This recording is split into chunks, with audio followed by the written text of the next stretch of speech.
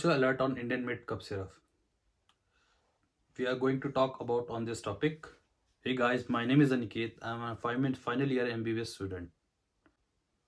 Gambia Gambia एक western African country है जहाँ पे 66 बच्चों की डेथ हुई है इंडियन कप सिरप के चलते अकॉर्डिंग टू WHO गाइडलाइंस।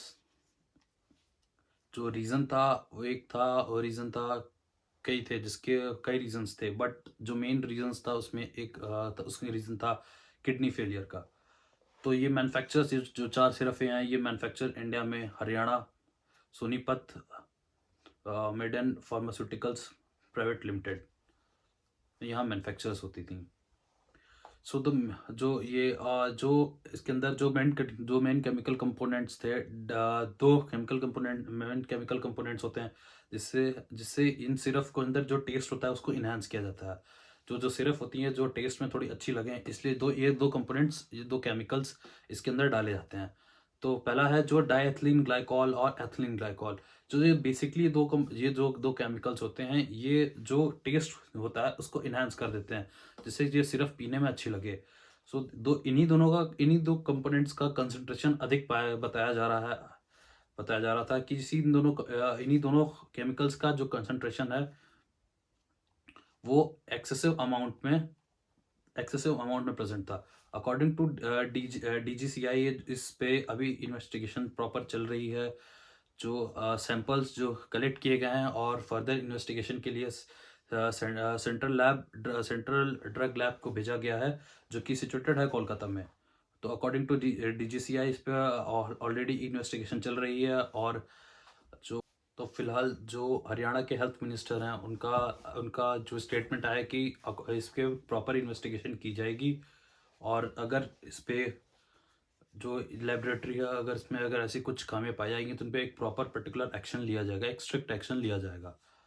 तो हम लोग बात करते हैं कि ये कप सिर्फ एक्ट कैसे किया, ये कप सिर्फ कहाँ पे इसने किस जगह पे ये कप सिर्फ कैसे एक्ट किया और कैसे इनकी बच्चों की डेथ हुई। तो अब बात करते हैं ये जो सिर्फ थी उसके साइड इफेक्ट्स क्या थे। तो पहले जो दिनों में जब ये कफ सिरप को लिया जाएगा ये ड्रग को लिया गया था तो ये started with phase of vomiting, उल्टियाँ, पेट में दर्द, डायरिया, एब्डोमेन पेन। ये फर्स्ट चीफ कंप्लेंट्स थी उन बच्चों की। और ये स्टेज 1, स्टेज 2, स्टेज 3। स्टेज 1 में जो इफेक्ट्स शो किए जा रहे थे वो इफेक्ट थे vomiting, diarrhoea, abdomen pen. Stage 2 के इफेक्ट्स थे जिसमें इसमें बीपी बढ़ जा रहा था, किडनी फेलियर और नो यूरिन आउटपुट। और स्टेज 3 में इसका कंप्लीट पैरालिसिस, कोमा और डेथ। ये तीन चीजें देखी जा रही थी। अब बात करते हैं कि कब सिर्फ काम कैसे करती हैं। जब हम लोग कोई भी मेडिसिन लेते हैं वो हमारी बॉडी में जाती है, वो स्टमक के अंदर जाती है, स्टमक से उसका फिर एब्जॉर्प्शन, स्टमक और इंटेस्टाइन से उसका एब्जॉर्प्शन वो डिफरेंट बॉडी पार्ट्स पे जाती है। तो दो डिफरेंट बॉडी पार्ट्स तो मेन बेसिकली ये लिवर में जाके मेटाबोलाइज होती है, लिवर और किडनी के थ्रू एक्सक्रीट होती है। तो कोई भी ड्रग्स दो तरह से एक्ट कर सकती है, नेफ्रोटॉक्सिक और हिपेटोटॉक्सिक। जो नेफ्रोटॉक्सिक होती हैं जो किडनी पे असर करती हैं और हिपेटोटॉक्सिक ये लिवर पे असर करती है।